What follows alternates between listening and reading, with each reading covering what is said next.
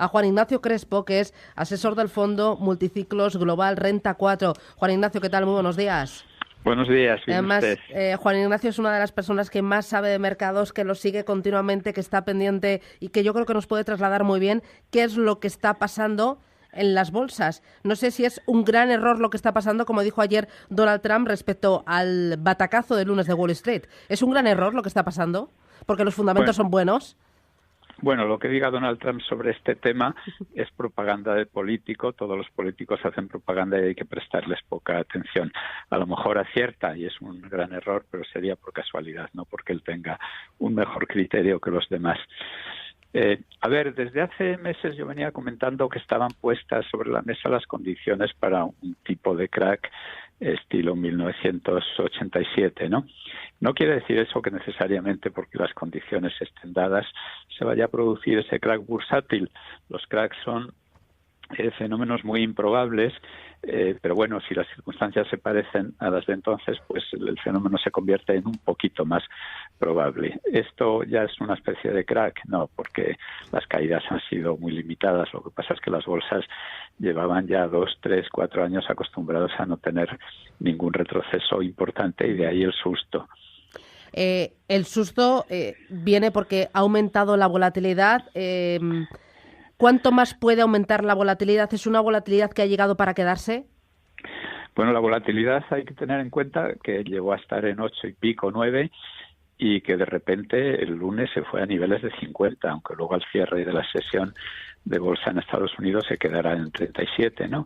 Llegar a 50, para hacerse una idea de lo grave que resultó la situación, por lo menos instantáneamente para muchos agentes del mercado, pues para comparar hay que recordar que cuando el hundimiento de Lehman Brothers se fue a 80, es decir, que sin que pasara aparentemente nada, que la volatilidad casi se fuera a los niveles de lo de Lehman Brothers, pues quiere decir que hubo verdadero pánico en el mercado. Pero también porque se estaban deshaciendo en cuestión de minutos posiciones de venta en descubierto de volatilidad a la que se habían ido sumando muchos fondos de inversión, entre ellos algunos fondos españoles que se habrán visto afectados. Lo que pasa es que de forma muy limitada porque la inversión sería pequeña. Porque había fondos que estaban apostando por una muy bajita volatilidad, ¿no? Porque eso se mantuviera en el tiempo. Exacto, sí. De hecho, hay dos grandes fondos, o los podríamos llamar productos cotizados, porque en realidad no son fondos de inversión, son como emisiones de bonos, se llaman notas, uno de ellos de Credit Suisse y el otro de Nomura, que han tenido que cerrar. ¿Por qué? Porque la apuesta era tan fuerte a que la volatilidad seguiría bajando que las pérdidas después del cierre de mercado el lunes llegaron a superar el 80%. Cuando en ese tipo de instrumentos financieros las pérdidas superan el 80%, entra en vigor una cláusula que se llama determinación, evento de terminación, que como su nombre indica quiere decir que se terminó, que se acabó la vida del fondo. Es decir, quienes estuvieran en ese fondo han incurrido en pérdidas del 80%. Lo que sí que están demostrando los mercados es ser hipersensibles a los mensajes de los bancos centrales y a este cambio en la política monetaria, a la normalización monetaria. Bueno, la verdad es que no tan sensibles, porque lo que está ocurriendo con la política monetaria era sabido. Sabemos desde hace un montón de meses que para este año de 2018 la Reserva Federal tenía preparados 3 subidas de tipos de interés de corto plazo, de los llamados Fed Funds, ¿no?, que es el tipo de interés interbancario a un día en Estados Unidos, e incluso probablemente un cuarto.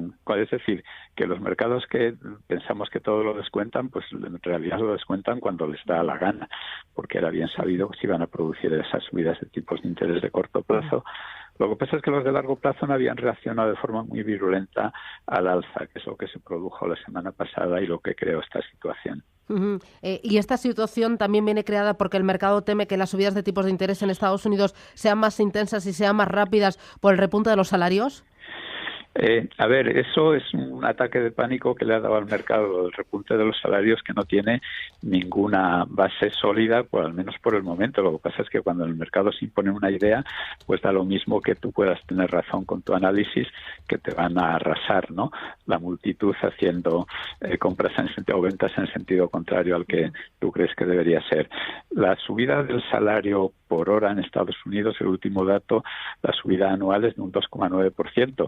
Pero hay que tener en cuenta que el número de horas bajó, lo que quiere decir que cuando se divide, digamos, los ingresos totales entre el número de horas y las horas han bajado, pues es normal que el salario por hora haya subido. Es un dato que yo creo que no es muy fiable, pero el mercado se lo ha tomado en serio y de ahí la subida de tipos de interés a largo plazo. Estamos viendo también que las rentabilidades de los bonos están subiendo. El bono de 10 años americano está ya en el 2,84%.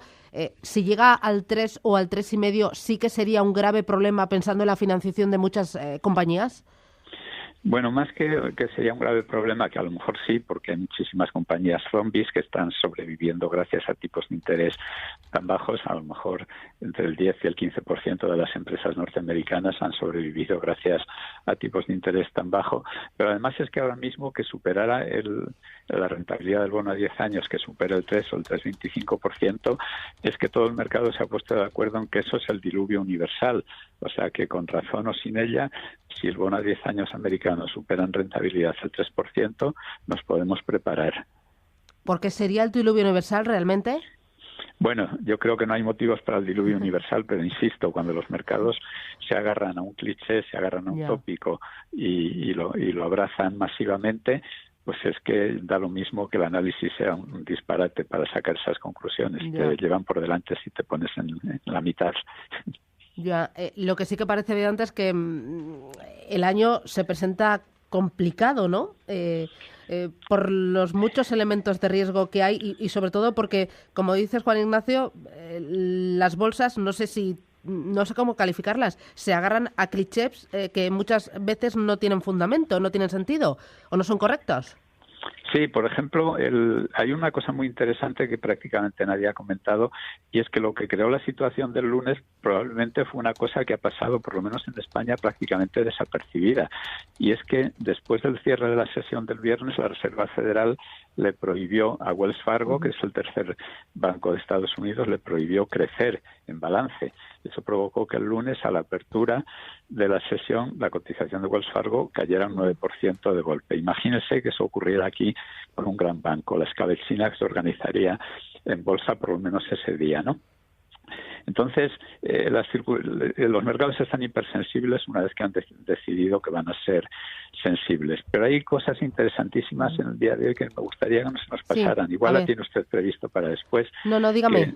Si recuerda, desde hace 13 a 14 meses yo vengo diciendo que el yuan se tiene que apreciar contra el dólar, ¿no? Bueno, pues lo ha estado haciendo hasta en un 10% desde diciembre de 2016. Pero esta noche, de repente, ha retrocedido un 1%, como fruto de la publicación de un déficit comercial empeorado en China, ¿no? Sobre todo por el aumento de las importaciones. Entonces yo creo que eso va a tener consecuencias en los próximos días. Ya los está teniendo en la bolsa china, con la caída de hoy de un 1,5%, pues suma ya como un 8, un 10% de caída en lo que va de año, y se ha cargado todas la subida que había hecho entre el 1 de enero y el 24 de enero. Entonces ese va a ser un elemento muy importante. Y otro elemento importante es que las materias primas que arrancaron el año con muy buen ánimo, pues están ya cayendo de precio. Los metales industriales en lo que va de año ya han caído un 3,3%. Y contrariamente a lo que esperaba todo el mundo, aunque en momentos de incertidumbre como este el oro subiera, pues el oro ni crece ni aborrece. Muy bien. El oro y el yuan, las materias primas, lo vigilaremos. Claves para comprender por dónde van los mercados. Juan Ignacio Crespo, muchas gracias por esta pequeña lección de bolsa y de mercados. Un abrazo. Gracias. Gracias, adiós.